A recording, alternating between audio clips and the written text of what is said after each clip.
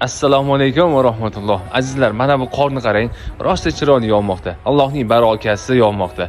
Birgina olim odam, ya'ni muftiy hazratlarining tashabbuslari bilan, takliflari bilan hammamiz butun O'zbekiston ahli bir bo'lib, jamoat bo'lib istisqo namozini o'qiydik va orqasidan Allohga chin ixlos ila duo qilaylik deb ilgari surdilar. Azizlar, mana buni ijobatidan, duolarimizni sharofatidan, sababidan Alloh bizlarga o'zini rahmatini yog'dirmoqda.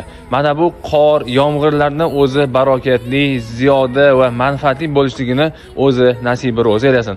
Azizlar, bundan bir narsani bilish mumkinki, albatta Allohga chin ixlos ila duo qilinsa, ya'ni duolar ijobat bo'lishligiga shak shubha qilinmasa, albatta duolar ijobat bo'ladi. Alloh taolo yurtimizni, osmonimizni musaffo qilsin, barchalarimizni oqibatli bo'lishligimizni nasibi ro'za aylasin.